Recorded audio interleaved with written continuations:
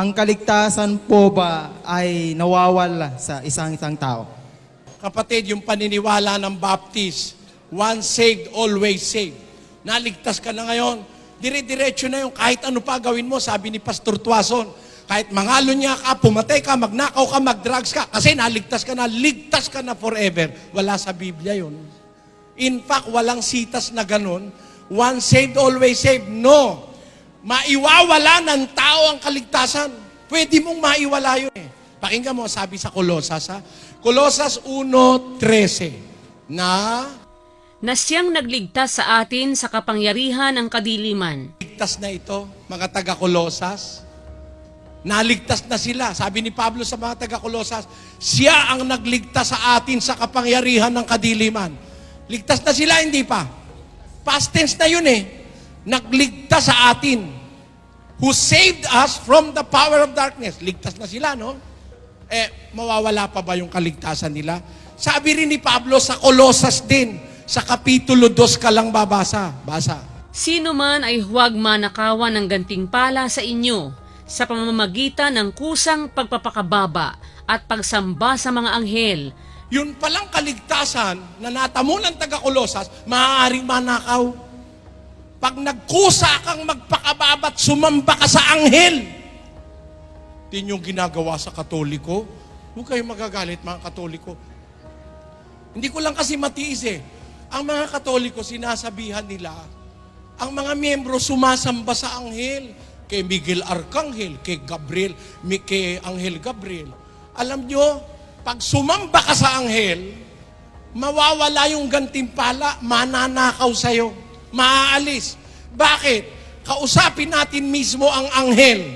Apokalipsis 22:8. At akong si Juan, ako ang nakarinig at nakakita ng mga bagay na ito, at ng aking marinig at makita, ay nagpatira pa ako upang sumamba sa harapan ng anghel na nagpakita sa akin ng mga bagay na ito. At sinasabi niya sa akin, ingatan mong huwag gawin yan.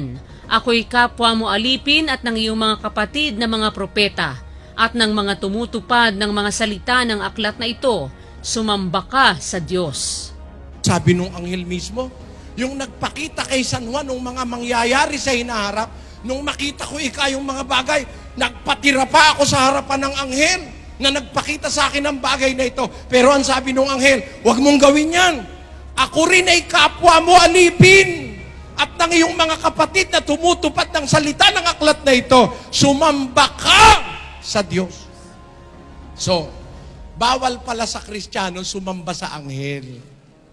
Alam nyo, it is a misconception na ang anghel mataas daw sa atin. Ang anghel dapat daw sambahin, igalang, sabi ng mga Katoliko, ng mga pare. Hindi ko kayo sinisisi, mga kababayan. Pero, totoo sinasabi ko, bawal sumamba sa anghel. Ayaw ng Diyos sumamba ka sa anghel. Kaya, pag sumamba ka sa anghel, mawawala ang gantimpala mo. Ligtas ka na sana, forfeited pa. Anong katunayan? Basa. Mag-ingat kayo sa inyong sarili, upang huwag ninyong iwala ang mga bagay na aming pinagpagalan. Mag-ingat kayo, baka maiwala mo yung ipinagpagalan namin, sabi ng mga apostol. Ano ba yung kanilang pinagpagalan, pinagpaguran, pinamuhunanan ng buhay? Yung aral, maiwawala mo yun. Yung kaligtasan, maiwawala mo yun. Kapatid, yung paniniwala ng pastor mo, kung baptist ka, mali, wala sa Biblia. Si Judas, tinawag ni Kristo yun. Apostol yun. Nagmimilagro yun. Ha? Pero napahamak pa. Si Solomon, nagpakita sa kanya ang anghel ng Diyos 2 beses. Siya ay pinahiran ng langis. Naging pinakamatalinong tao si Solomon. Pero alam mo ba ang sabi ng Diyos kay Solomon? Basa, 28:9 ng unang kronika. At ikaw, Salomon, na aking anak, kilalanin mo ang Diyos ng iyong ama, at paglingkuran mo siya ng sakdal na puso at ng kusang pag-iisip, sapagkat sinasaliksik ng Panginoon ang lahat na puso at naaalaman ang lahat na akala ng pag-iisip.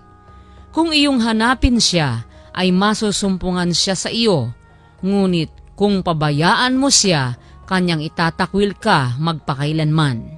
Nawawala o hindi? Pag pinabayaan mo, tatakwil ka niya. Kahit sinabi mo pang nasa iyo na si Kristo, ha? Sabi nung born again, I have received the Lord Jesus Christ in my heart. Granting that you really have Christ in your heart. Can you not be a reprobate anymore? Let us read that. 2 Corinthians chapter 13 verse 5 says, Examine yourselves, whether ye be in the faith. Mm. Prove your own selves. Know ye not your own selves how that Jesus Christ is in you? Know ye not in your own self that how Jesus Christ is in you? Except ye be reprobates. Tagalogin natin. Siyasatin ninyo ang inyong sarili kung kayo'y nanga sa pananampalataya. Subukin ninyo ang inyong sarili. Hindi ba ninyo nalalaman sa ganang inyong sarili na si Jesucristo ay nasa inyo? Mali pa na nga kung kayo'y itinakwil na. Oh, Jesus Christ is in you, but you can be a reprobate. Pwede kang itakwil pag hindi ka maingat. Ganun po ang Diyos. Ang Diyos justisya eh. Ligtas ka na nga. Tinanggap mo na nga si Kristo. Di okay ka. Naghudas ka naman eh. Ibig sabihin, hudas na, ligtas ka pa. Kaya nga hudas ka eh. Kaya nga hindi ka ligtas, hudas ka eh. Naintindihan niyo po ibig ko sabihin, mga kapatid. Kaya hindi totoo na hindi na naiwawala ang kaligtasan. I-conforme yan sa pagmamahal mo at pag-iingat mo. Pag nagpa-daskul-daskul ka, o kaya pinabayaan mo, hindi ka na natakot sa Diyos, parang si Solomon. Dumating nga ang araw, ginakwil ng Diyos si Solomon eh. Ang haba lang kung babasahin ko lahat ng talata, si Ananias at si Sapphira, tinakwil ng Diyos. Si Jotrepes, si Himeneo at si Alejandro, tinakwil ng Diyos. Marami, nagkristyano sila, pero hindi sila nagpatuloy, gumawa sila ng masama, tinakwil sila. Yan. Nakita nyo mga si Satanas nga eh. Alam nyo ba, si Satanas dati nasa totoo yun eh. Nagtarantado, wala siya sa totoo. Gusto nyo pruweba? 8:44 ng Juan, basa. Kayo'y sa inyong amang dyablo, at ang mga nasa ng inyong ama ang ibig ninyong gawin. Siya'y isang mamamatay tao buhat pa ng una, at hindi nananatili sa katotohanan. Dati nasa katotohanan siya, lumayas siya eh.